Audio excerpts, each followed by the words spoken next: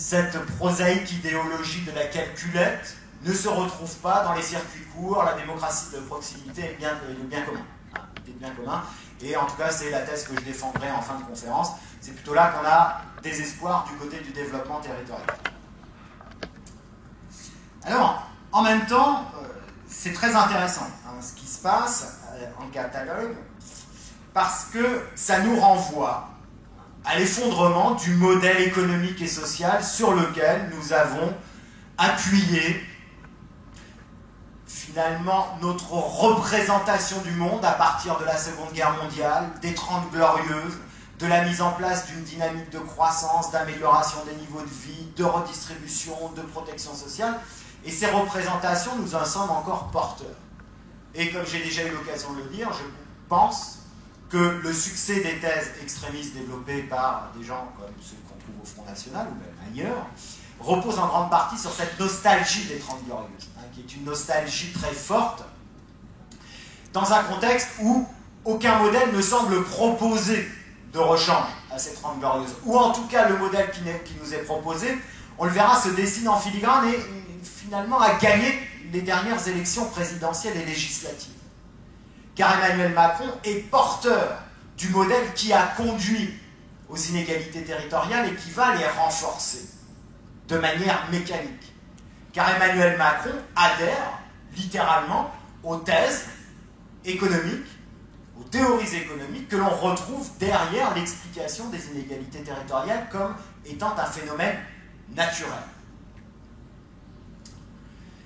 Et ce qui est intéressant, c'est que non seulement c'est notre modèle économique qui est remis en question, mais aussi notre modèle social et finalement notre modèle politique. La question catalane, ici, nous renvoie à la question de la légitimité démocratique et à une question fondamentale: une minorité peut-elle, au nom de la démocratie, être exploitée par une majorité? Je crois que là, on a une question fondamentale, mais qui, de mon point de vue, n'est pas bien posée en Catalogne. Disons que l'autonomie catalane est d'une certaine manière l'antithèse de la représentation que je me fais de la question démocratique qui est soulevée derrière. Et c'est pour ça que, de mon point de vue, il y a un bien meilleur exemple des problématiques soulevées par la question territoriale et la question du choix qui est fait. C'est ce qui s'est passé à Notre-Dame-des-Landes.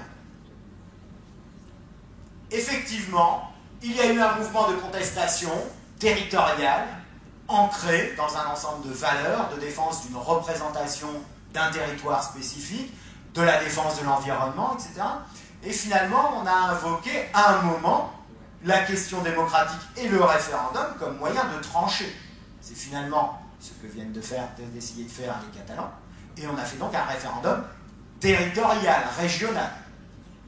Or, je vous dis, c'est là que moi je n'ai pas de réponse. Autant je trouve scandaleuse la demande d'indépendance des Catalans dans un contexte d'égoïsme territorial fort bien décrit par Davezy, autant je me pose des questions lorsqu'on fait un référendum pour Notre-Dame-des-Landes et qu'on constate que les résultats de ce référendum sont les suivants. On voit le oui en bleu, le non en rouge, et on voit que le non est largement majoritaire pour ceux qui sont directement concernés par ce projet d'aménagement du territoire. Et donc du coup, faut-il parler d'égoïsme territorial pour ceux qui refusent l'installation d'un aéroport qui va avoir des nuisances environnementales colossales qui n'ont pas encore été évaluées? Alors pour le coup, actuellement, depuis 3 ans, mes recherches portent sur la question environnementale au niveau territorial et ce qui se passe dans ce genre de projet d'aménagement où on applique ce qu'on appelle la séquence éviter, réduire, compenser. Normalement, tout aménageur est censé d'abord éviter de détruire l'environnement. S'il ne peut pas éviter de détruire, il doit réduire son impact et le compenser. Eh bien, l'ensemble des acteurs qu'on a pu interroger avec des collègues montrent que cette séquence ERC n'a pas été du tout respectée, alors qu'elle est dans la loi, pour Notre-Dame-des-Landes. Donc on a des conséquences environnementales qui ne sont pas encore évaluées, pour lesquelles on n'a pas prévu de compensation, d'une part, puis d'autre part, des nuisances que l'on connaît depuis très longtemps, qui sont liées à l'aménagement de transports comme les aéroports. Donc on a ici une question, et vous le voyez, je soulève une question sans y répondre. Oui, effectivement, ce qui se passe actuellement en Catalogne soulève des questions. J'avoue que j'y ai pas de réponse pour la plupart. Donc cela nous pose la question du périmètre géographique et ou spatial. Alors là, c'était au cas où il y ait des collègues géographes dans la salle que j'ai mis géographique et ou spatial. Je n'arrive toujours pas à voir quelles sont les différences entre la géographie et l'espace, mais même si mes collègues me l'expliquent très régulièrement, donc j'ai laissé ça comme ça, mais qui nous renvoie au périmètre, et là c'est une notion qui peut-être me parlera plus à tous, au périmètre de la solidarité et de la responsabilité. Avec qui sommes-nous solidaires? De qui sommes-nous responsables? Et cette question qui se pose au niveau territorial, là, directement, avec les Catalans qui ne se sentent plus solidaires ni responsables du reste de l'Espagne, cette question qui se pose dans le cadre du référendum de Notre-Dame-des-Landes, on le voit est en réalité une question qui se pose régulièrement dans le débat public au niveau national. La remise en cause de la solidarité instituée par la protection sociale, par exemple, avec la suppression de l'impôt sur la fortune. Cette remise en question forte, portée par des camps politiques finalement assez divers depuis les années 70, et qui, je leur pardonne, mais l'ISF n'existait pas dans les années 70. Mais ce mouvement de lutte contre l'impôt, de remise en question de l'impôt, c'est marrant, ce mouvement de remise en question de l'impôt, au XVIIe, XVIIIe siècle, il était porté par les petits paysans, aujourd'hui il est porté par la grande bourgeoisie, qui effectivement ne veut plus payer cet impôt, qui ne veut plus payer d'impôt, qui ne veut plus être responsable de toute une partie de la population, et grande bourgeoisie qui a favorisé le développement d'une théorie économique qui vient justifier en permanence cette réduction d'impôts. Vous avez très certainement entendu parler à la radio ces derniers jours de la thèse de l'effet de ruissellement, le trickle-down effect, dont on parle. C'est marrant, pour les chercheurs, quand on travaille sur des sujets, de tout à coup voir un des termes sur lesquels on bosse depuis des années et qui parle à personne, tout à coup devenir extrêmement populaire. La thèse de l'effet de ruissellement, on en parle en économie du développement depuis une trentaine d'années. C'est la thèse qui est à la base de toutes les réformes d'ajustement structurel qui ont été mises en place à partir des années 80 dans les pays en développement. Mais ce qui est marrant, c'est qu'on en parle aujourd'hui, alors qu'en réalité, cette thèse de l'effet de ruissellement, c'est celle qui est à la base de tout l'ajustement structurel qu'on a mis en place à partir de 2007-2008 et de la crise. C'est exactement la thèse qu'on a mise en place pour les politiques d'ajustement grec. Donc c'est marrant, tout à coup le terme apparaît ici. Et donc on voit que la remise en cause de cette solidarité, notamment de cette solidarité par l'impôt, par les cotisations sociales, qui est fondamentale pour réduire les inégalités à l'intérieur d'un pays, elle est remise en question au niveau national, elle est remise en question au niveau local, et on voit finalement qu'il y a donc du coup une sorte de, de déclinaison à différentes échelles de ces idées de solidarité et de responsabilité. Et j'irais même plus loin, finalement, interroger la question de la solidarité et de la responsabilité, c'est interroger la base même, les fondements de nos sociétés telles qu'elles se sont élaborées au sortir du XVIIIe siècle, à la fin de la période des Lumières, dans ce mouvement révolutionnaire qui accouche péniblement et dans la douleur des démocraties. C'est l'ensemble de ce modèle qui est remis en question. Et c'est pour ça que, je crois que c'est au mois de décembre que je reviens pour faire une conférence sur les questions philosophiques que ça soulève, on voit que finalement tout ça nous renvoie à une interrogation fondamentale sur ce qui nous lie les uns aux autres, sur ce qui fait humanité, ce qui fait ensuite société et ce qui fait nation. Et finalement, finalement c'est ce que je voulais dire après, finalement la thèse que je défendrai, qui pourra être discutée, c'est que cet égoïsme territorial, tout comme l'égoïsme qui se pense au niveau national et au niveau international, n'est qu'un prolongement, une extension de l'égoïsme individuel néolibéral.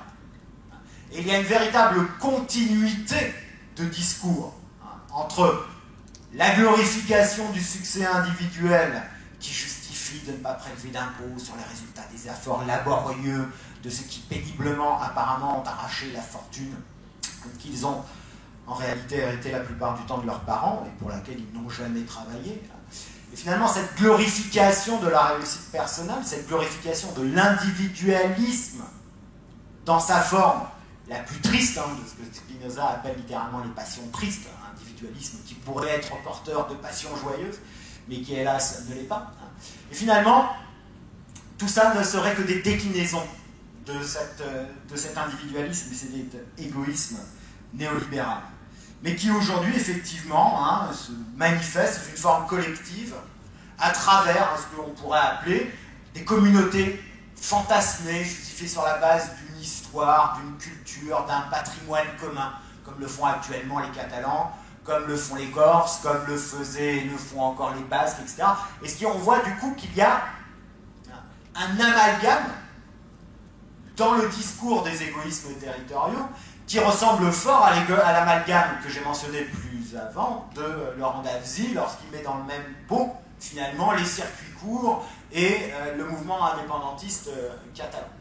Donc finalement on est confronté à un amalgame, à un ensemble de registres de justification qui se confondent tous les uns les autres. Et je dirais qui conduisent aussi peut-être, là je suis en train de m'éloigner de ce que je voulais dire, mais je vois que finalement les choses sont logiques, hein, et vous avez l'habitude que je me perde. Je sais que je vais arriver quelque part. On n'est jamais vraiment perdu quand on sait là où on est, au moment où on l'est, mais ça renvoie au fait que je ne voulais pas forcément approfondir cette question-là, mais on voit bien pourquoi, du coup, l'ensemble de ces registres de justification conduisent à l'effondrement du discours de gauche. Et ça, c'est quelque chose de fondamental parce qu'on trouve aujourd'hui, chez des auteurs radicaux comme Jean-Claude Michéa, une véritable confusion entre justement cette question de critique du néolibéralisme et en même temps la critique des formes de communautés traditionnelles, etc. Et on voit toutes les questions qui sont posées à la gauche. Et on le voit bien d'ailleurs dans ce qui se passe actuellement en Catalogne, où l'extrême gauche est confondue avec de l'ultralibéralisme catalan dans un même mouvement de revendication. Et on voit bien du coup comment les frontières sont confondues parce qu'il y a des registres de justification extrêmement divers qui sont maniés dans ces logiques de l'égoïsme territorial. Et finalement,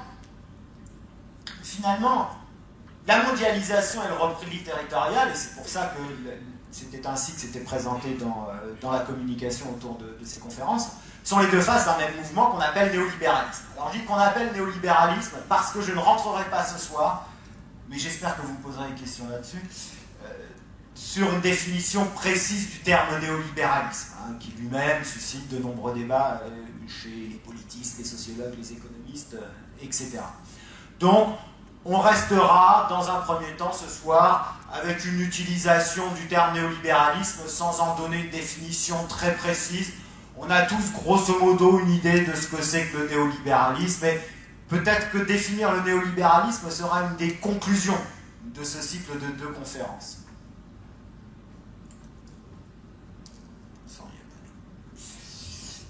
Alors, on va commencer, il est temps, après cette longue introduction, par revenir sur quelques cartes. Et en l'occurrence, même si j'étais peu familier des cartes, à force de travailler avec des géographes, je finis par me dire que c'est un outil relativement simple et parlant pour comprendre notamment les phénomènes de disparité territoriale. Et je me rends compte que c'est beaucoup plus parlant de montrer une carte que de vous écrire ça, que les 15 grandes aires urbaines de plus de 500 000 habitants concentrent 40% de la... Allez, cette carte-là parle le plus. On voit ici les grands pôles régionaux et les PIB régionaux en valeur. On voit qu'effectivement, la richesse nationale est principalement produite à Paris, à Lyon, puis dans quelques grandes métropoles comme Marseille, Bordeaux, etc. Bien, ça on le sait tous, et finalement on se rend compte que parler aujourd'hui d'une situation particulière serait quasiment une aberration parce que dès l'après-guerre, on parlait de Paris et du désert français, donc finalement ces problématiques d'inégalité territoriale sont assez anciennes. Mais ce qui est intéressant, c'est de voir ce qui se cache aussi derrière ces chiffres-là et derrière l'écrasante domination de Paris. D'abord le fait que, même si c'est dans la région parisienne que l'on crée la valeur ajoutée, la part de la valeur ajoutée la plus élevée du produit intérieur brut national, on voit que lorsqu'on change les indicateurs qu'on utilise, la domination de Paris est moins écrasante. C'est-à-dire que lorsqu'on ramène le produit intérieur brut au nombre d'habitants de chacune des régions, on se rend compte que finalement les disparités régionales ne sont pas aussi fortes que cela. Et ça nous donne donc un premier indicateur non négligeable, c'est que si l'on s'intéresse à l'échelle régionale, on constate que la richesse disponible par habitant n'est pas si disparate d'une région française à l'autre. Et ça s'explique notamment par un phénomène très important, c'est que même si d'aucuns considèrent que les Français sont des fainéants qui refusent les réformes sans cesse, il y a un phénomène important que vous connaissez tous certainement, c'est que la productivité du travail est en France l'une des plus élevées des pays industrialisés. Certes, on travaille un peu moins que les autres, mais pendant qu'on bosse, on bosse. Alors vous me direz pas toujours, hein. Mais en tout cas, sur le temps de travail, quand on bosse, on est très efficace. Et les Parisiens ne sont guère plus efficaces que nous. Vous voyez, si on regarde, concentrez-vous sur la bulle parisienne. Regardez comme elle rétrécit. Ici, c'est le PIB, la région parisienne. Merci beaucoup, c'est très gentil. Là, c'est le produit intérieur brut par habitant. Et regardez bien tous ces cercles. On se rend compte qu'ils sont quasiment tous de la même taille lorsqu'on s'intéresse à la productivité du travail, autrement dit, du produit intérieur brut par emploi. Ce qui veut donc dire qu'il n'y a pas de région plus puissante, il y a des régions plus puissantes économiquement que les autres en termes de poids, mais pas en termes ni d'efficacité productive, ni de richesse disponible par habitant. Bon, ceci dit, quand on revient au revenu disponible brut des ménages, là, Paris regagne sa place. Lyon également, Marseille, puis Bordeaux et Lille. Donc là, ici, il s'agit non plus de la richesse créée, mais de la manière dont elle se répartit et du revenu qui reste aux habitants. Je rappelle que dans ce revenu disponible brut, on a rajouté bien entendu l'ensemble des prestations sociales, de la redistribution, mais on a aussi enlevé les impôts. Il ne semble pas que les régions parisiennes, lyonnaises et marseillaises ni bordelaises ne souffrent de ponctions radicalement violentes, puisque le revenu disponible brut des ménages y est très élevé. On constate, lorsqu'on regarde les cartes plus précisément, qu'effectivement ce sont les pôles urbains qui concentrent le plus l'activité productive. Et ça, vous le voyez tous, effectivement, il y a Paris et le désert français, mais il y a à chaque fois dans chaque région une métropole et un désert qui l'entoure. Bon, tout à l'heure, je montrerai des cartes. Bien entendu, Béziers n'est pas un désert, mais on verra qu'à côté de Montpellier, et vous verrez que j'étais politiquement correct, je n'ai pas mis Toulouse dans les cartes que j'utilise. J'ai pensé à l'échelle de l'ancienne région. En revanche, lorsqu'on regarde de près l'écart des revenus et des inégalités, on constate que la réalité est là extrêmement disparate. On le voit, là où les points sont les plus foncés, sont les points où il y a les plus fortes inégalités. C'est-à-dire que on constate que les grandes métropoles, les grands pôles urbains, sont en même temps les plus riches et ceux qui génèrent le plus d'inégalités. On le voit très bien sur cette carte nationale. Et lorsque on zoome, grâce aux outils de l'INSEE et du Commissariat général à l'égalité des territoires, beaucoup de travail pour ce commissariat général, lorsqu'on zoome plus précisément sur les pôles urbains, on se rend compte que les inégalités sont extrêmement fortes autour des pôles urbains.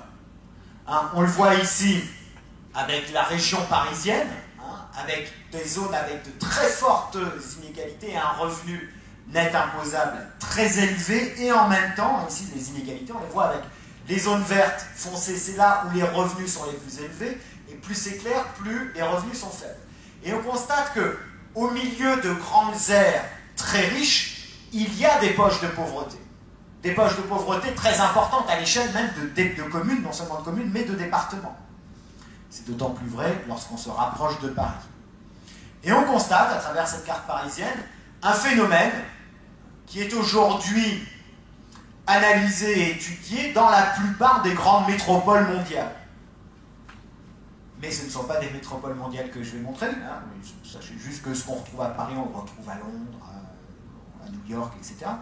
Mais c'est aussi un phénomène que l'on retrouve dans toutes les grandes villes françaises.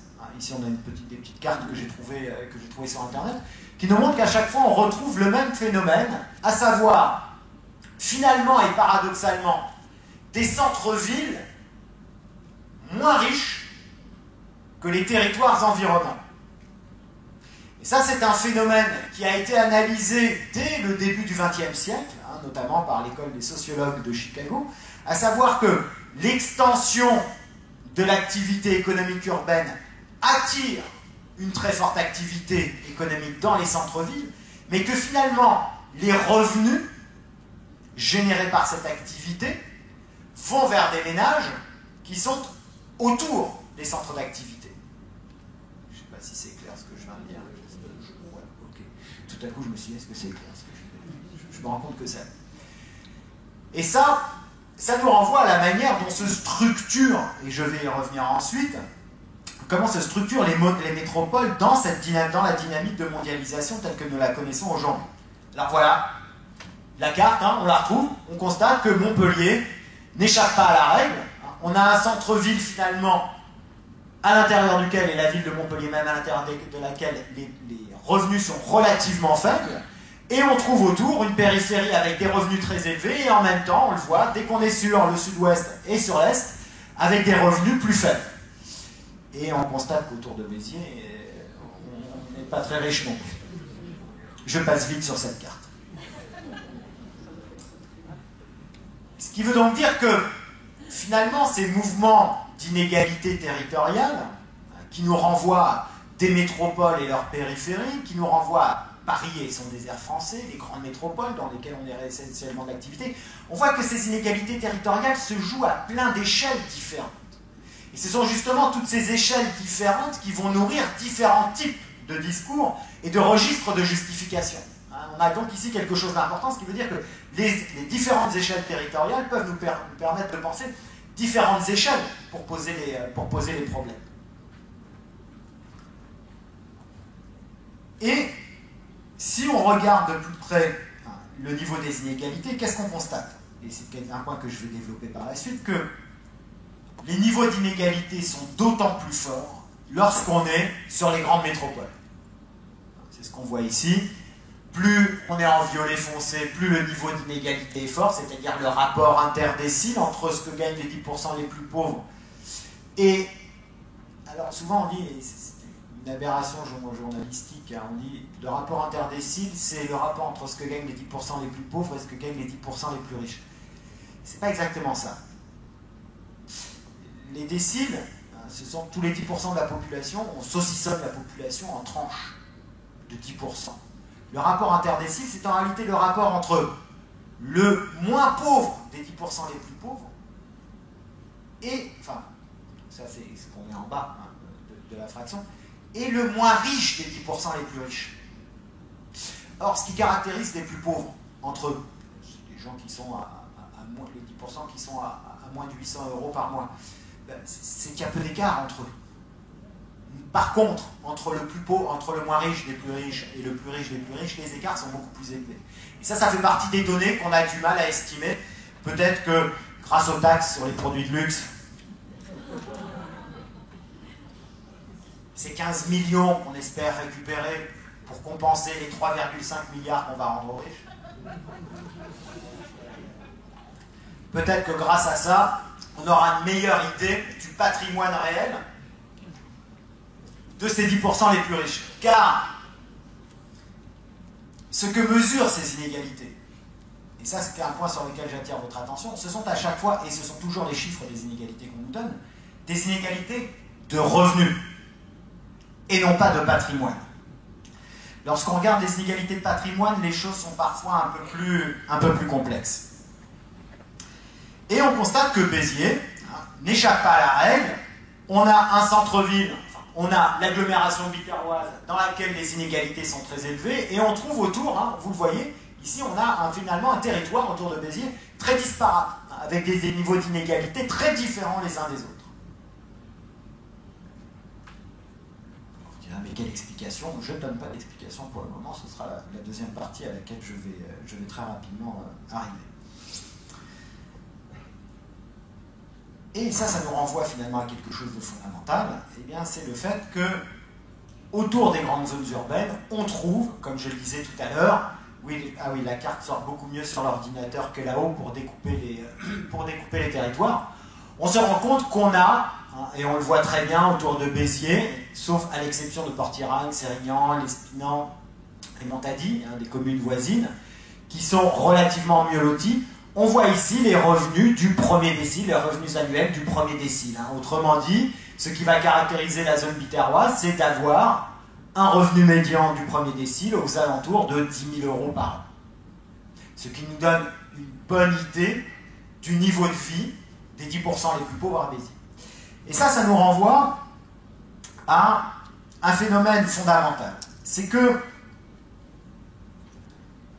les villes sont en même temps des zones d'accumulation de richesses et d'accumulation de pauvreté. Pour ceux qui ont lu Marx, c'est exactement la description des processus de développement du capitalisme, qui consiste, par essence, à être un processus d'accumulation sans cesse croissant de richesses et sans cesse croissant de pauvreté. Et si je reviens à Marx, c'est parce que d'une certaine manière, la situation que nous connaissons actuellement, les paradoxes que l'on rencontre au niveau des disparités territoriales, disparités d'un territoire à l'autre, mais aussi disparités à l'intérieur d'un même territoire. Ces disparités nous renvoient à l'échec et à la fin du modèle élaboré à la fin de la Seconde Guerre mondiale et pendant les 30 Glorieuses, d'une réduction de ces disparités à l'échelle nationale et à l'échelle de chaque territoire et entre territoires. Et on voit donc trois grands niveaux de réflexion sur les inégalités qui peuvent et qui doivent s'opposer. Les inégalités au niveau national, entre les riches et les pauvres, les inégalités au niveau national entre les différents territoires, entre les métropoles et le reste du territoire, mais aussi entre les métropoles et leurs périphéries immédiates, et ensuite au sein même des métropoles. On voit ici du coup toute la complexité de la question des inégalités telle qu'elle peut se poser à l'échelle territoriale. D'autant plus que, finalement, ces inégalités sont le résultat, pour les économistes, de phénomènes très normaux. D'une certaine manière, l'accroissement des inégalités au niveau territorial correspond à l'un des faits stylisés, l'effet stylisé, c'est-à-dire la manière dont les économistes découpent les faits historiques et dire ben voilà, quels sont les phénomènes qu'on retrouve régulièrement. Ça fait partie des faits stylisés que les économistes connaissent depuis très longtemps. Et ces phénomènes sont liés à ce qu'on appelle les dynamiques de métropolisation et d'agglomération. Concrètement, si je reviens aux cartes que j'ai montrées tout à l'heure, et si je les ai utilisées sous cette forme-là, c'est parce que il y a déjà maintenant une vingtaine d'années, le Conseil d'analyse économique avait produit différents scénarios sur le développement territorial français. Et le scénario qui semblait le plus probable, c'était celui-ci. C'est-à-dire ce qu'ils appelaient un scénario par pôle ou par archipel, avec l'idée qu'on aurait des grands pôles métropolitains reliés aux dynamiques de la mondialisation qui concentreraient l'accumulation de capital, les investissements, la main-d'œuvre, les ressources, l'énergie, etc. La production de richesses qui seraient plus ou moins connectées au reste du monde et finalement peu connectées avec leurs périphéries. Avec un autre modèle qui était celui des pôles et des archipels dans lesquels chaque pôle pouvait développer des activités en lien avec sa périphérie. Et ça nous renvoie à quelque chose d'important. Ce développement des grandes métropoles est-il lié à leur inclusion dans la mondialisation ou alors à leur capacité à générer des flux d'activités économiques avec leur périphérie? Et ce que nous montrent les cartes, c'est que justement, il y a eu une déconnexion entre les grandes villes et leurs périphéries dans les dynamiques d'activité économique. Et on y reviendra parce que c'est ce qui conduit aussi à la manière dont nous pouvons aujourd'hui interpréter, dont une partie de la population française interprète la mondialisation. Or, ce développement par pôle est, d'une certaine manière, consubstantiel au développement capitaliste. C'est-à-dire que le développement économique, économique qui va conduire à la révolution industrielle au XVIIIe siècle, ce développement économique qui commence au XVIe siècle, c'est lui-même réalisé par grands pôles. On a tous le souvenir dans les livres d'histoire, le développement de Venise, puis le développement de Florence, de l'Espagne, du Portugal.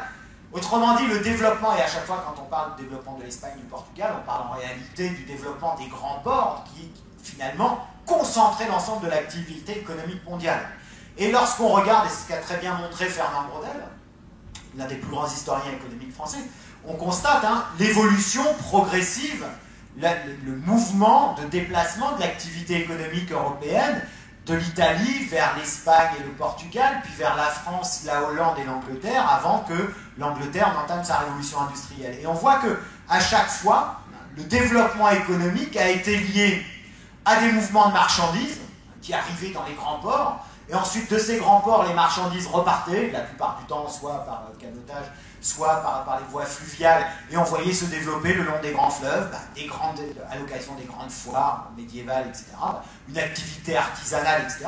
Et finalement, c'est cette histoire-là, cette histoire qui commence au XVIe siècle, qui a servi de base aux économistes pour élaborer leur théorie du développement économique et des logiques de polarisation, en expliquant que finalement, le commerce et l'industrie se sont toujours développés par pôles.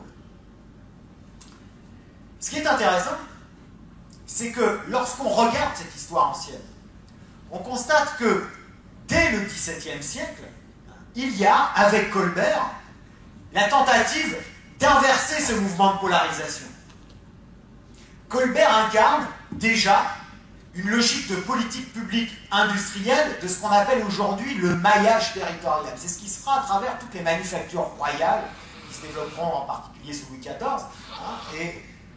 C'est dommage, je n'ai pas trouvé de carte qui aurait permis de voir, mais bon, il suffit de prendre sa voiture et puis on voit régulièrement anciennes manufactures royales, etc. Et on constate qu'il y en a partout en France.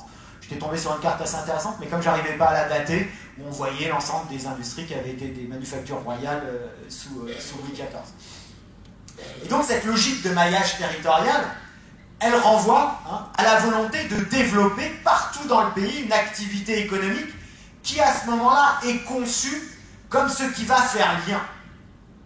Et là on a quelque chose d'intéressant qui se joue dans l'histoire du développement du capitalisme, mais aussi, parce que ça nous renvoie à l'histoire de l'émergence des nations modernes, l'émergence conjointe de la pensée de l'espace économique, structuré par le commerce et l'industrie, et l'émergence du concept de nation et de la pensée de la nation.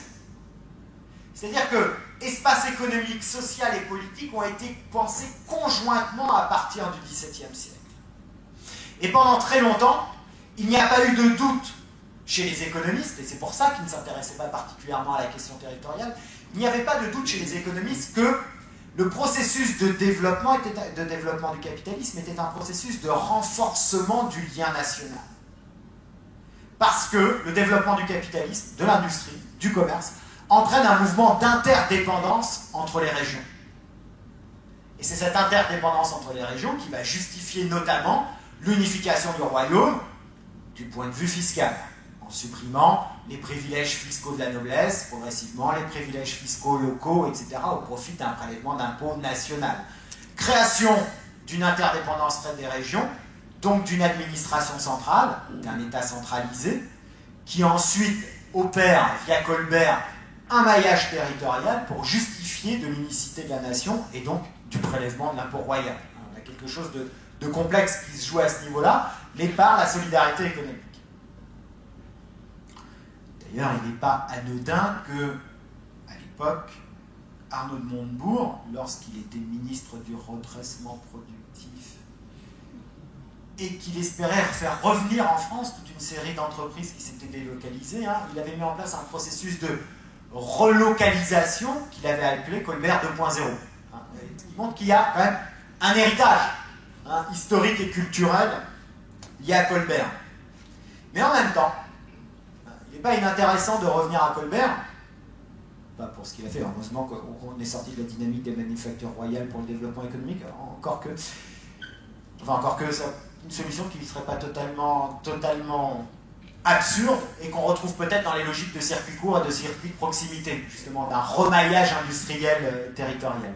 Non, ce qui est intéressant, c'est que ça nous renvoie à quelque chose de fondamental, c'est que dès le XVIIe siècle, l'État a eu conscience qu'il fallait accompagner le développement du capitalisme d'une politique industrielle. Or, ce qui caractérise les politiques économiques françaises depuis maintenant plus de 20 ans, c'est l'absence de toute dimension industrielle à nos politiques. On fait des politiques de relance budgétaire, ou alors on fait des politiques de contraction de la masse monétaire, des politiques expansionnistes, des politiques monétaristes. Mais plus aucune politique industrielle. il n'y a pas plus de politique industrielle au niveau européen. Et la seule logique de politique industrielle mise en place par Macron a consisté, au cours des dernières semaines, à revendre les principales grandes industries françaises dans plusieurs secteurs à de l'industrie étrangère dont on sait déjà quelles ont été les conséquences dans d'autres pays. D'ailleurs, je me demande si aujourd'hui il n'était pas chez Alstom. Quelque chose comme ça. Non, ça devait être hier. Aujourd'hui, il venait expliquer à quel point il allait permettre aux agriculteurs d'être justement rémunérés de leur travail. Donc, ces mécanismes de polarisation, qui commencent dès le XVIIe siècle, autour des grandes foires commerciales, vont progressivement se muer en processus de polarisation qui sont liés, bien entendu, à la révolution industrielle. Et, du coup, progressivement, on en arrive à une logique de polarisation analysée par les économistes de manière relativement simple. La production se déplace là où les ressources sont les plus abondantes. Premier principe de la polarisation. Donc on a une logique où l'activité économique se développe là où il y a des ressources, et en l'occurrence éventuellement de la main-d'œuvre, pas seulement des ressources en matières premières, énergétiques, etc. L'activité économique va là où sont les consommateurs, et enfin, l'activité économique va là où la législation et la fiscalité sont les plus attractives. Voilà les grands principes de base retenus par les économistes et qui fondent aujourd'hui la plupart des analyses sur les processus d'agglomération et de polarisation. Mais il y a surtout, au-delà de l'idée que les investisseurs, l'activité économique va là où il y a des marchés, là où il y a des ressources, là où il y a une fiscalité attrayante, etc. Il y a des phénomènes que les économistes ont commencé à saisir à la toute fin du XIXe siècle. Puis après, on s'y est plus tellement intéressé, parce que finalement, on s'intéressait plus aux dynamiques nationales de leur ensemble, et on s'y est réintéressé dans les années 80. Dans les années 80, face à la crise, les économistes vont se rendre compte que certaines régions se sont effondrées, d'autres ont plutôt bien rebondi, et donc on va analyser, les économistes vont se pencher sur le mécanisme, ils vont se pencher sur les régions, les territoires qui ont mieux rebondi que les autres, qui ont fait preuve de ce qu'on allait rapidement appeler de la résilience économique. Et c'est dans ce cadre-là que les économistes se sont intéressés au territoire et ont commencé à développer ce qu'on appelle la nouvelle géographie économique, qui a valu un prix Nobel d'ailleurs à Paul Krugman, qui était le conseiller économique de Barack Obama aux États-Unis, lors de sa campagne électorale, et qui a donné naissance donc à la nouvelle géographie économique et à l'analyse des phénomènes de concentration et d'agglomération. Et ce que montrent les auteurs comme Krugman, c'est qu'à partir d'une dynamique historique longue, qui fait qu'à un moment, l'activité économique s'est développée à tel ou tel endroit, pour des raisons commerciales, des raisons de ressources, etc., on voit se développer des phénomènes qui nécessairement conduisent à l'agglomération et à la polarisation accentuée de l'activité économique.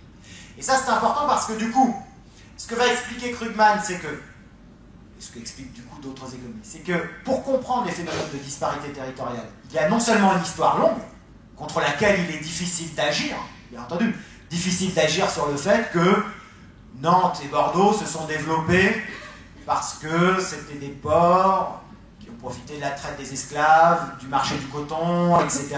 Bon, c'était leur localisation qui fait que c'était eux les mieux placés pour aller chercher la main-d'œuvre en Afrique et ensuite le coton en Amérique. C'est l'histoire qui fait que Lyon s'est développé grâce aux grandes foires, parce que c'était un endroit bien placé au confluent du Rhône et de la Saône, etc. Et qu'ensuite on va y développer l'activité artisanale autour de la soie. Donc on a ces dynamiques historiques, sur lesquelles nous ne pouvons rien aujourd'hui. Mais à ces dynamiques historiques vont se rajouter des mécanismes économiques auxquels on ne peut rien non plus. Ce sont les phénomènes d'agglomération qui font que l'activité, Krugman résume ça relativement bien, le capital va là où est le capital. On a une sorte de phénomène d'aimant. Le capital est attiré par les endroits où il y a déjà du capital. Ça, c'est une thèse que les économistes connaissaient déjà au niveau international. Et c'est une thèse que l'on retrouve encore aujourd'hui, car on a souvent l'impression qu'il n'y a pas de capital dans les pays en développement, mais sachez qu'il y a plus d'investissements qui viennent des pays en voie de développement vers les pays riches que l'inverse. Il y a donc une part très importante du capital international qui part des pays pauvres vers les pays riches. On s'en parle du fait qu'on importe leur eau, leurs terres, etc. au travers des importations agricoles. Donc, il y a des trajectoires historiques longues et ensuite il y a des mécanismes liés à des rendements d'échelle. On va avoir des firmes qui sont spécialisées dans un type d'activité. Alors attention, ça fait un peu barbare, un type d'activité A1, Et ces firmes qui ont développé une activité A1 vont utiliser des matières premières, de la main-d'œuvre, et le simple fait que des activités de ce type se concentrent à un endroit vont déjà mécaniquement attirer les autres activités qui y sont liées. C'est-à-dire qu'il est parfois plus intéressant pour une firme, et ça peut sembler paradoxal compte tenu de ce qu'on nous rabâche toujours sur la mondialisation, la concurrence entre les firmes, etc. Les firmes qui ont le même type d'activité ont souvent intérêt à se retrouver au même endroit. Parce qu'elles utilisent souvent les mêmes matières premières, mais c'est de moins en moins vrai, puisque la part des activités industrielles qui utilisent des matières premières brutes finalement décroît dans notre production de richesse, mais aussi et surtout parce que lorsqu'une activité se développe à un endroit, elle va attirer et développer une main-d'œuvre compétente. Et ce que viennent chercher les entreprises, bien entendu, elles vont chercher de la main-d'œuvre peu chère à l'extérieur, mais de très nombreuses entreprises, notamment dans le domaine du secteur tertiaire, viennent chercher de la main-d'œuvre compétente. Donc, il y a un phénomène de concentration naturelle des firmes qui ont le même type d'activité et qui vont attirer à elles, bien entendu, les firmes, les entreprises qui sont proches d'elles, en amont ou en aval. Alors en amont et en aval de la production, ça veut dire quoi? Ça veut dire qu'une activité économique, lorsqu'elle se développe à un endroit, que vous allez avoir plein d'entreprises qui ont le même type d'activité, elles vont avoir besoin du même type de ressources, du même type de services pour produire. Et elles vont donc attirer à elles les entreprises qui produisent ces ressources, ces services, etc. Et ensuite, ces entreprises qui produisent un bien ou un service vont attirer à elles les entreprises qui utilisent ce bien ou ce service produit. Si on prend cette logique-là, il n'est pas étonnant, je ne sais plus où j'en suis dans mes diapos, mais ça doit être par là. C'est là que j'ai A1, A2, etc. Okay. Il n'est pas étonnant qu'on utilise toujours... Alors voilà, ici un phénomène important, et je vais revenir sur ce mécanisme d'agglomération. Je viens de le dire, on peut avoir plein d'entreprises qui ont le même type d'activité. Ce qui fait qu'on a deux grands modèles de développement de pôle. On a le modèle type Michelin. Ce n'est pas un modèle utilisé au niveau international, mais qui parle bien, normalement, aux Français. Voilà. Clermont-Ferrand, une grande firme multinationale, qui développe toute une ville, mais qui non seulement développe l'activité économique d'une ville, mais développe toute l'urbanisation. C'est-à-dire que l'urbanisation de Clermont-Ferrand a découlé de la stratégie paternaliste de Michelin, construction de logements ouvriers, etc., etc. Et donc on a une grande firme qui développe son activité, qui développe toute une série de petites entreprises de sous-traitance, et on a ici, du coup, on voit bien avec Michelin le phénomène d'agglomération autour d'une grande firme. Ce qu'ont découvert les économistes dans les années 90, et notamment en s'inspirant des travaux d'Alfred Marshall, donc à la fin du 19e siècle, c'est que finalement, ces activités économiques peuvent se concentrer via de toutes petites entreprises. Et ça, c'est important de bien comprendre pourquoi les économistes, tout à coup, se sont intéressés à ce mécanisme-là. Dans les années 90, de nombreux économistes vont se dire que le modèle de la grande firme multinationale est un modèle qui est en train de s'éteindre en Europe et aux États-Unis. Et on le voit effectivement, nous avons abandonné progressivement toutes les grandes firmes qui se sont délocalisées, etc. Et donc on va se mettre à miser à ce moment-là sur les petites entreprises, les PME, et voire même les TPE. Et ça, qu'on ait misé là-dessus, c'est quelque chose que vous expérimentez tous au quotidien lorsque dans vos trajets, vous passez d'une zone commerciale à une zone d'activité économique dans laquelle vous avez des pépinières d'entreprises où on regroupe des PME, etc. Et ce modèle-là, il est directement inspiré de ce qu'on appelle les districts industriels, qu'a découvert Alfred Marshall. Marshall montrant que cette proximité entre des petites entreprises joue un rôle fondamental dans le développement économique. Mais ce n'est pas Marshall qui va être le plus utilisé dans les années 80-90, c'est progressivement la Silicon Valley, qui incarne parfaitement ce phénomène d'agglomération. Quelques petites entreprises qui sont des entreprises innovantes, dans lesquelles on utilise de la main-d'œuvre hautement qualifiée, petites entreprises qui progressivement sont devenues des multinationales, donc qui grossissent en taille, mais qui attirent à elles toute une série d'activités connexes, et au sein desquelles on a des interrelations très fortes entre la recherche et les PME. Ça, cette logique-là, c'est la logique de clusterisation qui va être développée. Où est-ce que c'est que je l'ai, la clusterisation? Bon, bref, voilà, c'est par là. Ah bah oui, c'est là. Dans le deuxième paragraphe, cette logique-là va conduire à l'idée de clusterisation. C'est-à-dire qu'on va mettre ensemble des petites unités qui, au lieu d'être en concurrence les unes avec les autres, vont être en compétition. Il faut bien avoir en tête que du coup, c'est ce modèle-là qui a servi de base à la politique territoriale française depuis une vingtaine d'années. C'est celle qui a conduit à l'émergence de ce qu'on appelle les grands pôles de compétitivité, au sein desquels on incite des petites PME à s'installer, des PME innovantes, à travailler avec les chercheurs. Et bien entendu, on met entre elles les grandes métropoles en concurrence. À chaque pôle de compétitivité, de démontrer à la DATAR, par exemple, qu'il faut drainer via des comités interministériels, hein, comme les DATAR, hein, les organisations, on draine de l'argent de plusieurs ministères pour financer ces activités-là. Et on met les pôles de compétitivité entre eux en leur disant on financera ceux qui sont a priori les plus performants, etc. D'ailleurs, c'est très intéressant parce qu'il y a quelques années, Montpellier essayait de monter en créneau. À ce moment-là, on avait changé de terme. Nous, on n'était pas sur l'idée de pôle de compétitivité, mais de pôle d'excellence. Il ne se passait pas une semaine sans qu'on reçoive, nous, enseignants-chercheurs, un mail pour nous rappeler qu'il y avait à notre disposition toute une série de dispositifs qui nous permettraient d'appliquer nos innovations au champ de l'entreprise, c'est-à-dire qu'on nous incitait à innover et à vendre nos innovations à des entreprises. Ce qui a donné lieu à des choses absolument ahurissantes, hein, puisque finalement l'État se retrouve à financer de la recherche et à inciter ses chercheurs à vendre et à contracter avec des entreprises privées pour valoriser ces recherches. Bon, là, on a quelque chose de très important et très intéressant au moment où le gouvernement Macron et la ministre de l'Enseignement supérieur annoncent un grand coup de pouce pour la recherche de plusieurs millions d'euros.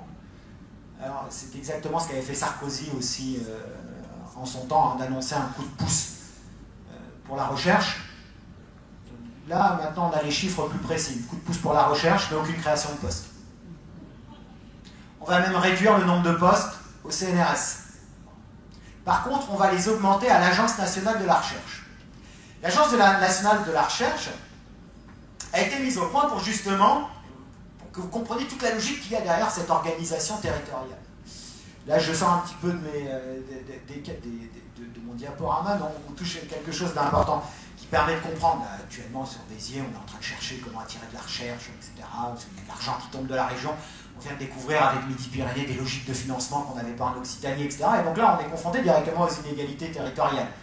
Inégalités territoriales contre lesquelles on essaye de lutter. Hein. C'est vrai que je suis directeur du centre du Guesclin à côté. Ça illustre la volonté de maillage territorial.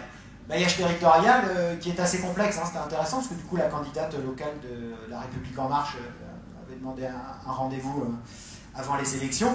Et je lui ai demandé comment est-ce qu'elle allait faire pour défendre au niveau local le centre universitaire du Guesclin, alors qu'en même temps, dans le projet universitaire de Macron, tous les centres de cette taille-là devaient fermer. Et là, ça nous renvoie bien à cette logique de clusterisation, de pôle de compétitivité, de pôle d'excellence, etc. L'idée, c'est quoi? C'est que on va mettre entre elles les grandes métropoles universitaires, on va leur demander de s'associer systématiquement avec des entreprises. Là, par exemple, typiquement, la région nous demande de faire des projets pour être financés, hein, pour que la recherche soit financée.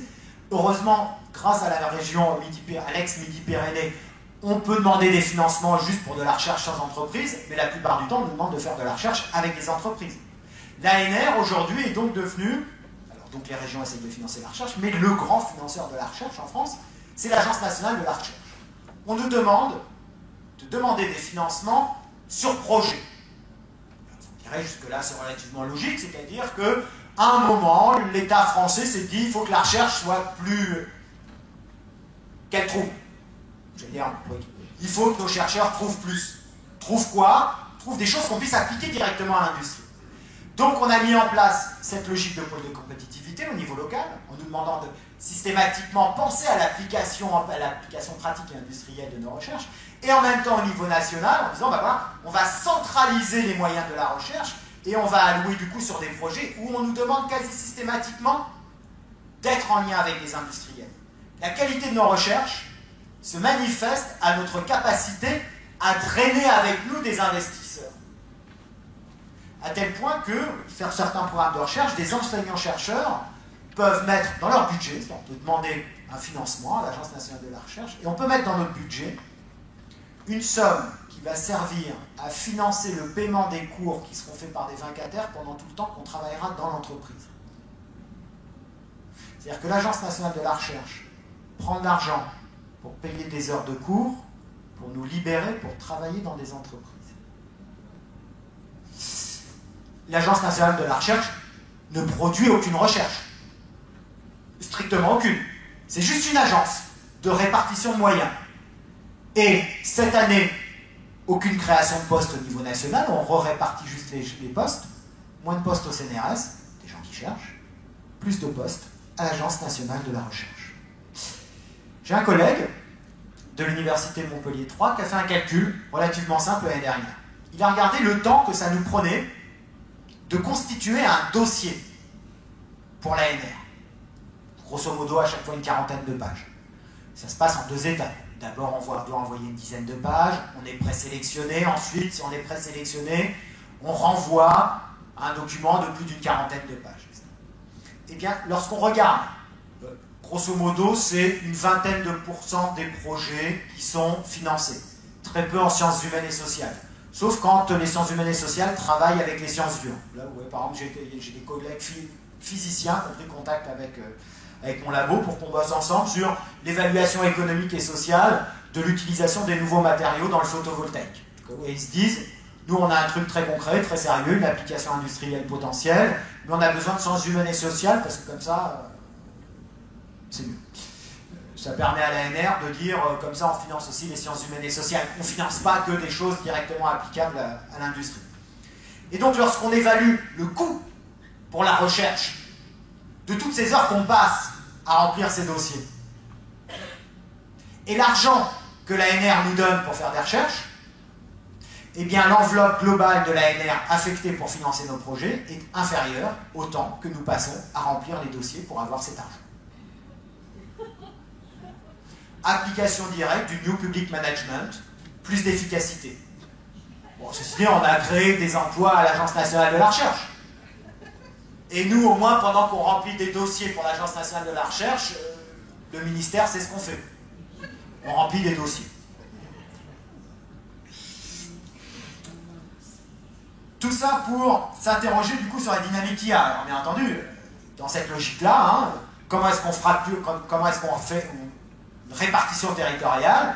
Du coup, on identifie des pôles d'excellence et on va renforcer, vous voyez, ce phénomène de polarisation dont je parlais, va être renforcé par ces stratégies. Puisqu'à un moment, on va demander à une région, à des territoires, d'identifier quels sont leurs points forts, pour justifier d'une concentration d'activité économique, de financement de la recherche, et donc les chercheurs vont venir là où il y a cet argent, ce qui conduit à une polarisation non seulement de l'activité économique, mais aussi des pôles de recherche.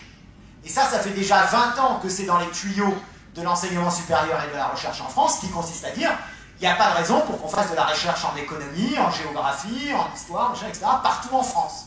Ça, c'est le grand thème. Et ça, c'est ça ce dont Macron est porteur.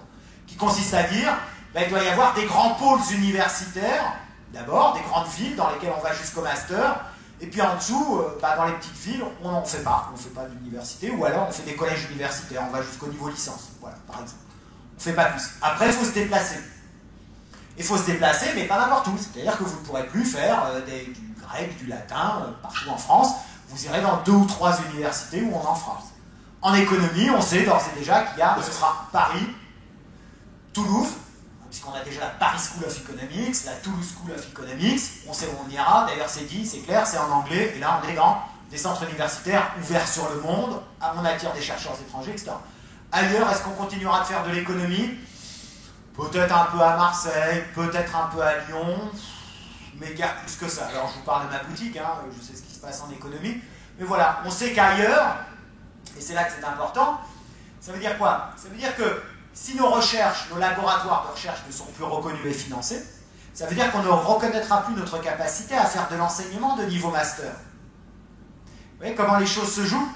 On sélectionne des pôles territoriaux, des universités qui vont avec, des disciplines qui vont avec, et on dit c'est donc là qu'on pourra dispenser du master et du doctorat. Ce qui veut donc dire que si ailleurs on veut faire du master, il faudra trouver des financements ailleurs.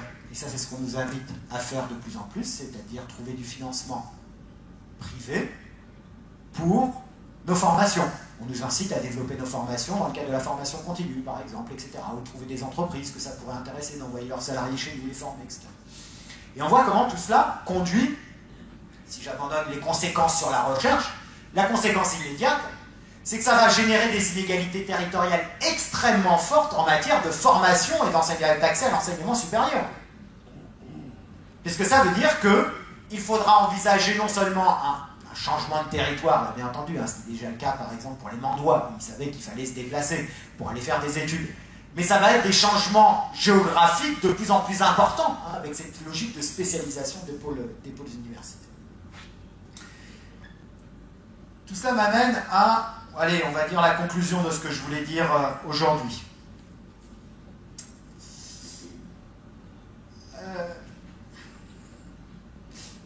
Dans une conférence que j'avais appelée « De quoi Trump et Le Pen sont-ils le nom ?», j'avais développé ces idées, mais finalement, c'était avant la victoire de Macron aux élections, Macron incarne très bien aussi ce mouvement-là.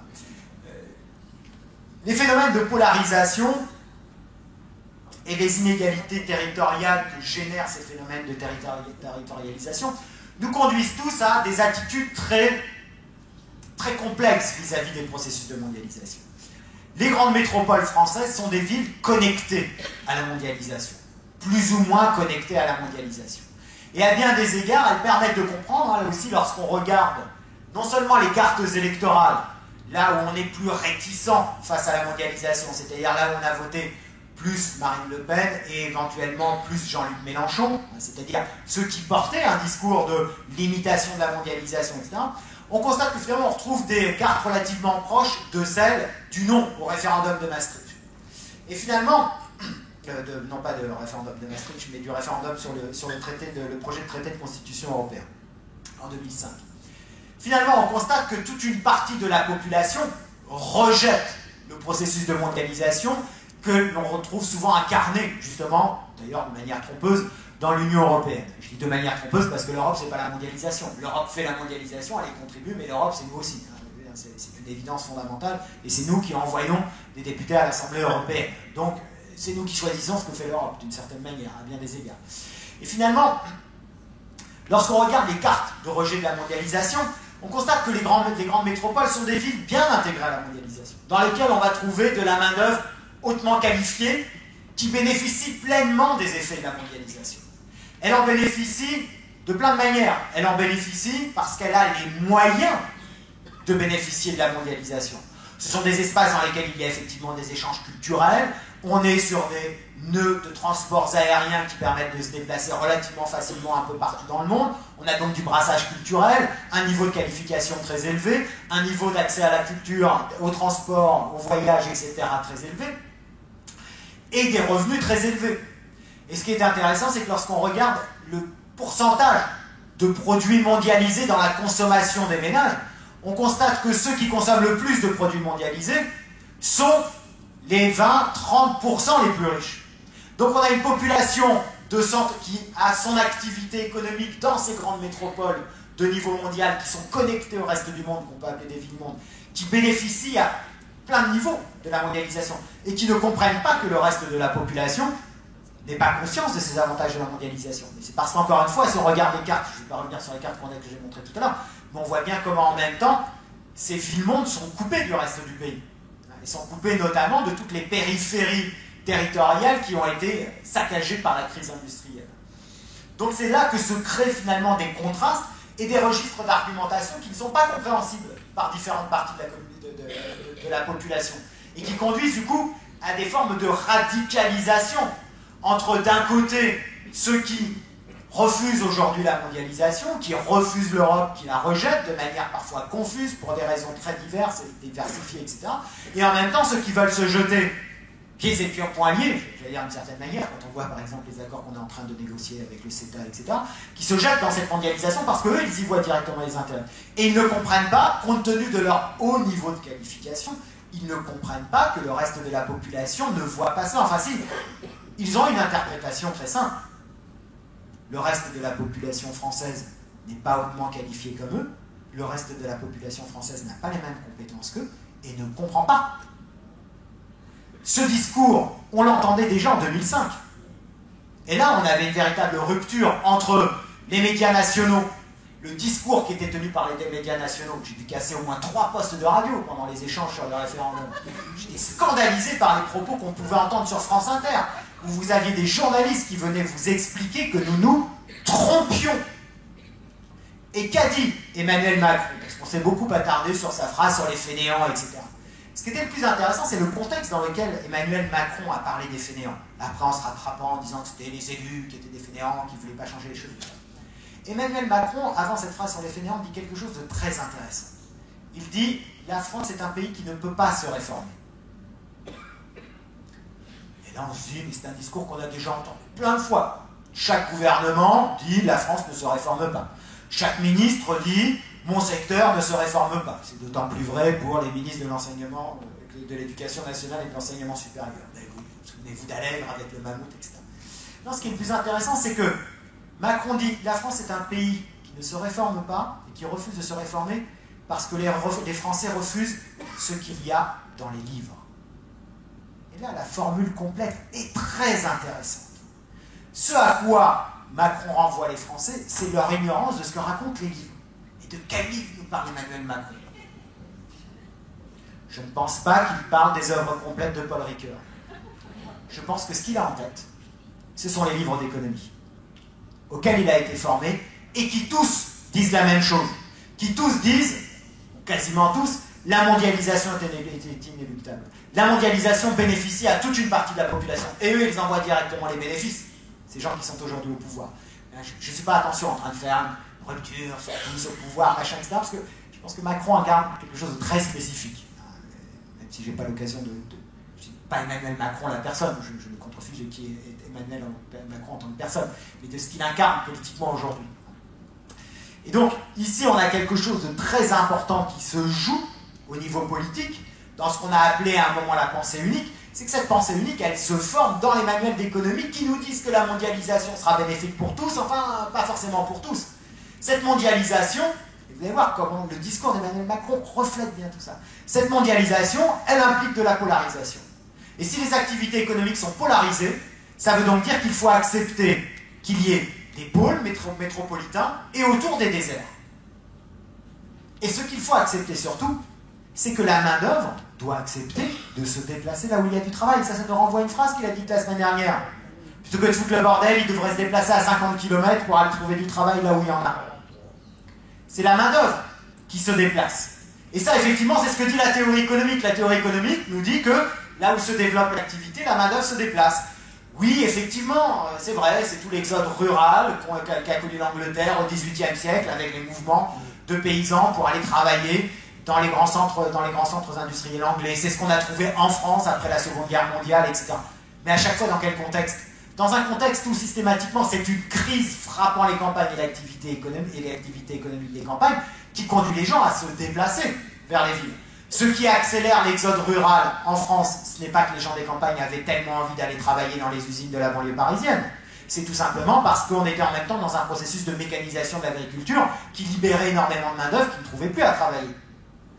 Mais donc cette idée-là, qui est très forte, ce que doivent accepter les Français, c'est la mobilité. Bon, je ne vous parle pas de la mobilité préconisée par les firmes françaises lorsqu'elles se délocalisent et qu'elles disent « mais si, on a fait un plan social, on a proposé à nos salariés d'aller travailler en Bulgarie pour 600 € par mois, ils n'ont pas voulu ». Bon, dans ce contexte, il ne faut pas s'étonner qu'après il y ait des gens qui s'attachent à leur territoire, ils disent « non, je ne veux pas en partir » et que ça développe des discours très contradictoires là-dessus. Alors, oulala, mais c'est l'heure que je m'arrête. Allez, je voulais donner des dernières cartes. Bon, ça, c'est les cartes de transport. Ce qui nous renvoie à la question de, nous, maintenant, ici, sur Montpellier-Béziers, que penser? En fait, je suis allé chercher ces cartes, parce que je travaille actuellement avec des gens dans l'Aude, à Limoux. Je ne sais pas si je vais continuer à travailler avec eux. TF1 a fait un reportage sur eux, c'est suspect. Qui travaillent dans une nouvelle logique de pôle de compétitivité, dont je parlais tout à l'heure, on rassemble des entreprises, de la recherche, etc.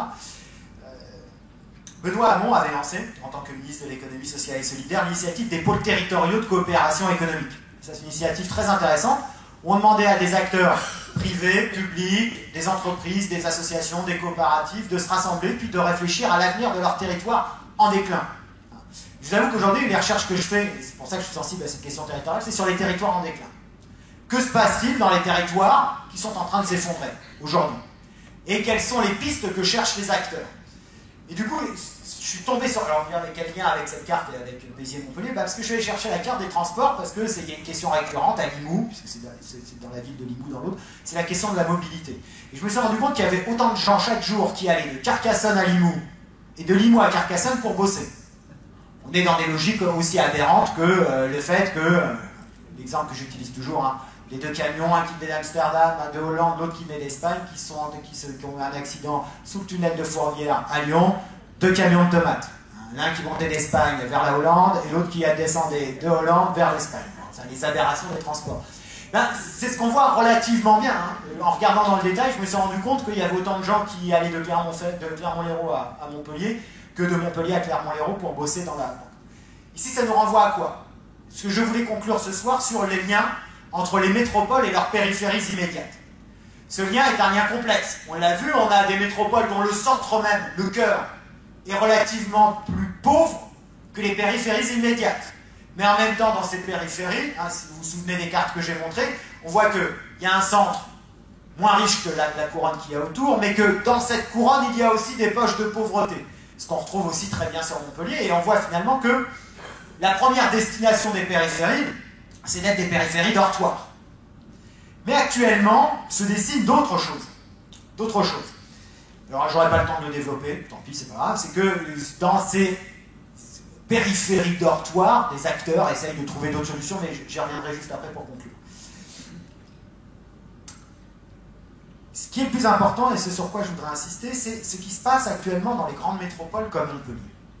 Ces métropoles sont en train de s'interroger sur une mobilité durable. Ça, c'est un grand thème. L'ANR nous avait sorti ça comme thème de recherche.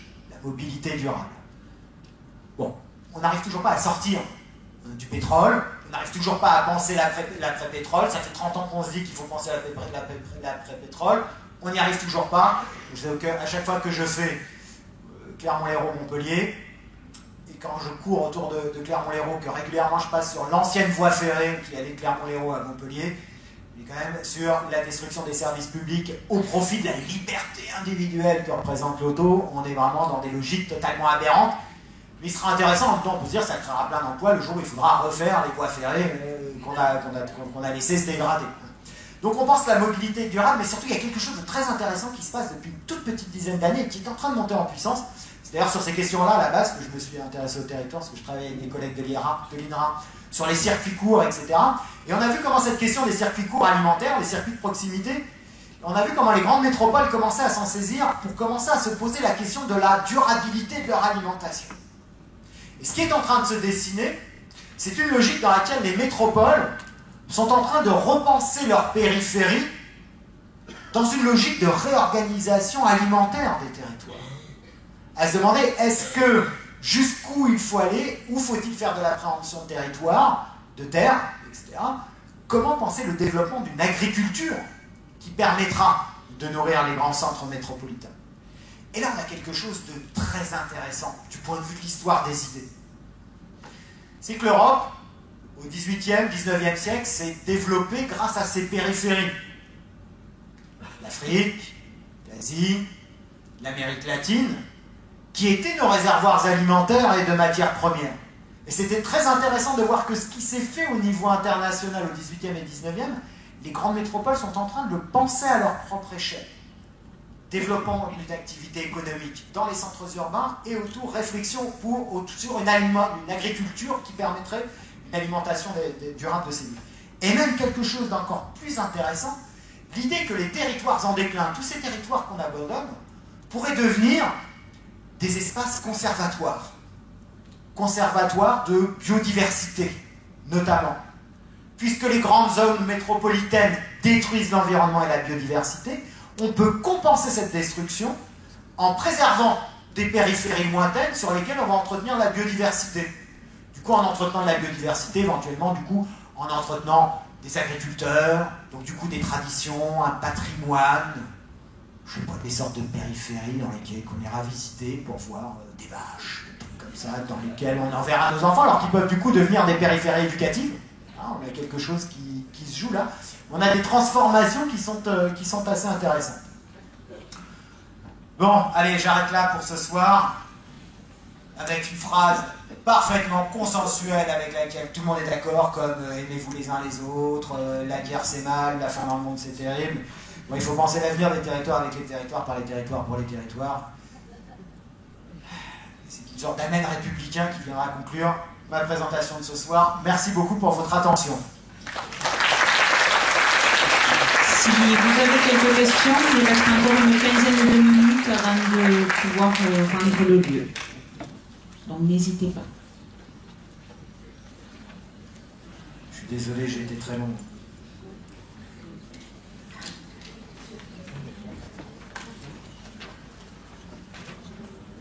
Des questions?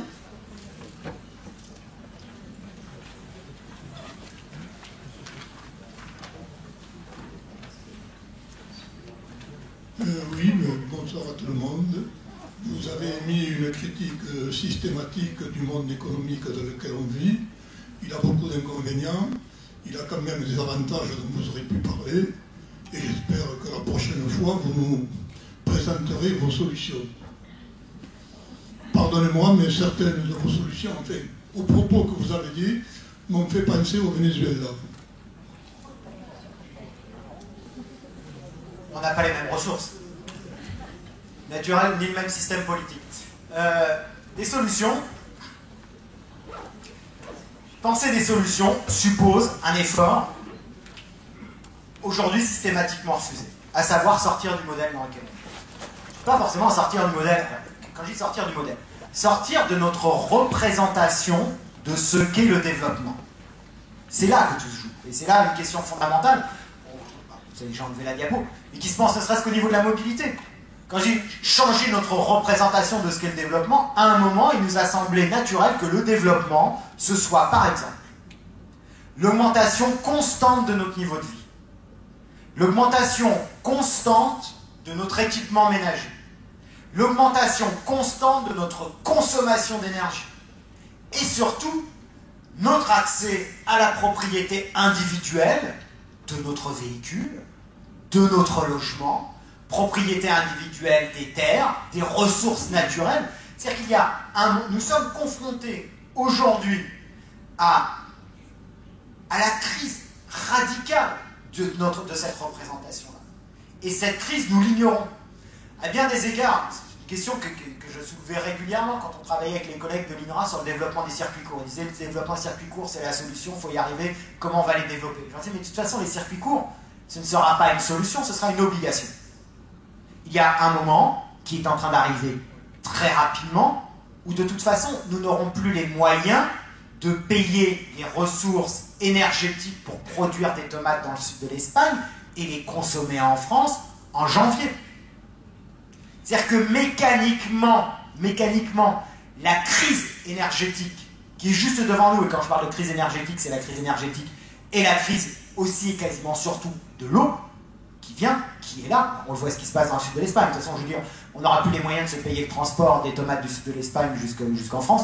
De toute façon, les nappes phréatiques sont en train on est en voie d'épuisement. On sait qu'il reste que quelques années d'exploitation agricole dans le sud de l'Espagne, dans la zone d'Almeria, etc. On sait que ça déjà que c'est fini. Le vrai problème, et c'est pour ça que je dis que les solutions sont complexes. Vous dites le Venezuela. Oui, mais effectivement, je vais vous dire quelque chose d'extrêmement collectiviste.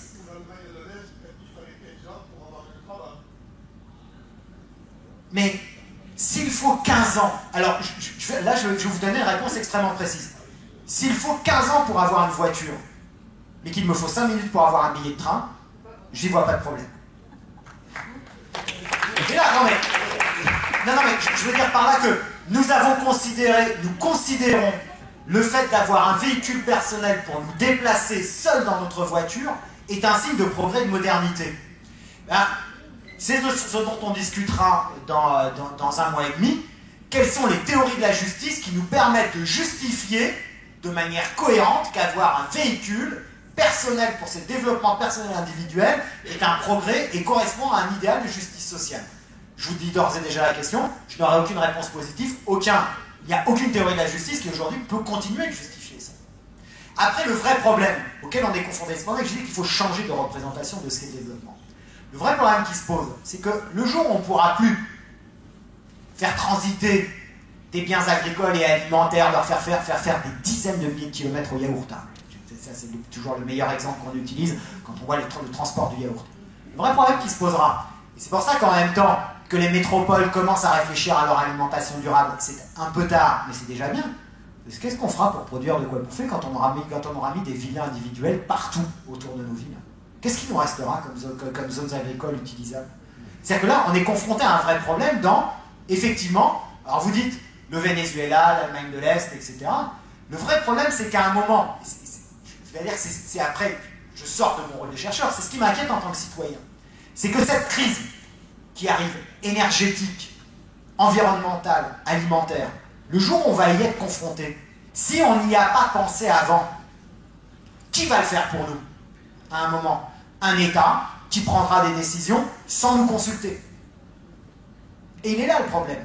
Il est là le problème, c'est que, au nom de nos libertés individuelles, maintenant, je pense, et j'aurai l'occasion d'en reparler dans un mois et demi, je pense que nous sacrifions les libertés individuelles de nos enfants.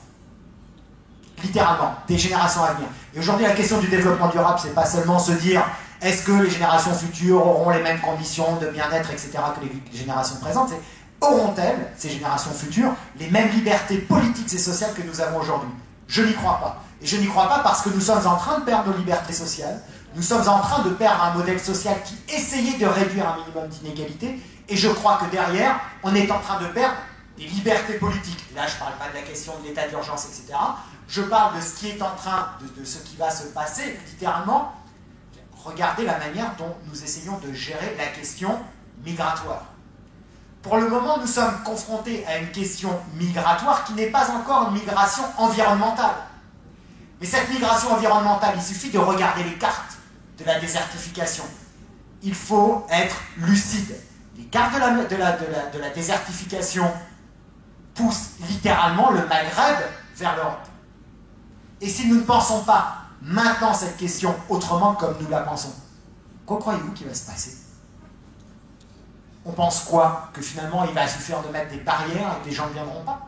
Ça, nous n'anticipons pas. Nous n'anticipons rien. Je n'ai pas de solution à ça. Je ne peux pas apporter de solution à cette absence totale d'anticipation. Et c'est ça le grave. Ouais, je parlais tout à l'heure de la recherche, etc. Bon, ben, même si on passe plus de temps à remplir des dossiers qu'à faire de la recherche, heureusement on arrive à faire de la recherche. Je sais pas, quand je discute avec des collègues physiciens qui tout à coup, les collègues physiciens dont je parlais tout à l'heure, c'est des collègues qui tout à coup se posent la question, ils se disent, on est en train de travailler sur des nouveaux matériaux pour faire du photovoltaïque. Mais on ne s'interroge à aucun moment sur la rareté des matériaux qu'on utilise. C'est-à-dire qu'on innove parce qu'on nous dit d'innover. Et on nous finance pour innover. Mais, ok, on trouve des solutions alternatives dans la perspective où on se dit comment continuer de produire de quoi consommer autant d'énergie qu'aujourd'hui. Donc on cherche à innover. Mais on ne se demande pas si les matériaux qu'on utilise, il y aura de quoi produire autant d'énergie. Donc tout à coup, on voit les physiciens commencent à se poser des questions. Et du coup, j'ai un collègue qui, pour ses travaux de recherche, est mis à lire des trucs sur les limites de la croissance et il dit, mais comment ça? Dès les années 70, il y a des économistes qui expliquaient qu'il n'y aurait plus de pétrole dans les années 2020-2030. Je dis, bah oui. Et il dit, qu'est-ce qu'on a fait pour ça? Qu'est-ce qu'on a fait pour ça? On va exploiter les pétroles, les bitumes sableux là-haut en Alaska et compagnie. Ben voilà ce qu'on est en train de faire. Donc c'est cette incapacité à anticiper qui effectivement, parfois, me terrifie.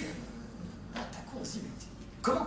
Quoi? C'est pas possible. De la même manière que quand on voit les flux de transport qu'il y a actuellement, ils sont totalement aberrants. Entre Montpellier, Béziers, etc.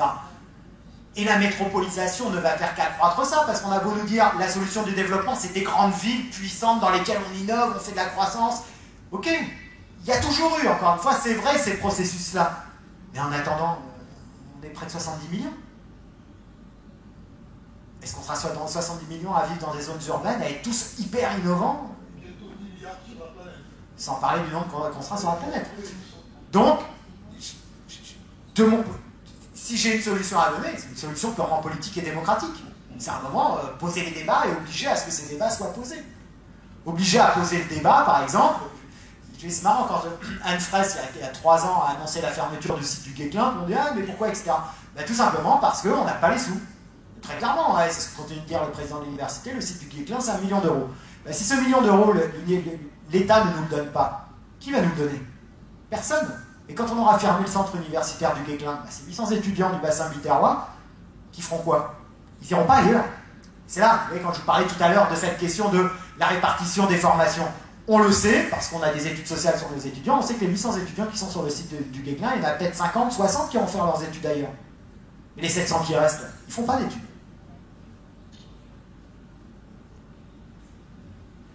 Je vais essayer de dire un truc positif, hein, quand même. Quand vous direz, quand il sera 8h14, je dirai un truc positif. Une dernière question dans le point positif. Non? Alors, je rappelle quand même que la seconde partie de la conférence aura lieu le 6 décembre à 18h30. Et un truc positif, on se revoit dans 2 mois. Au revoir, bonne soirée à tous.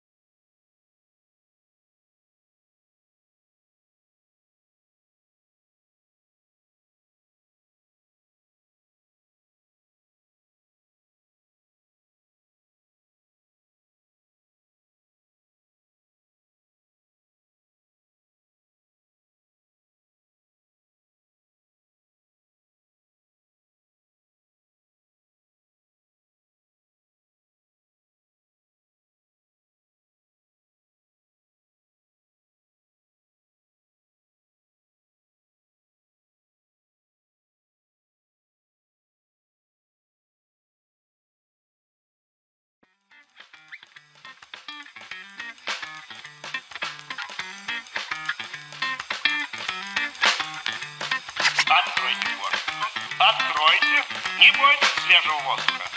Прошу вас расстегнуть воротничок и ослабить пояс. Ноги соединяйте.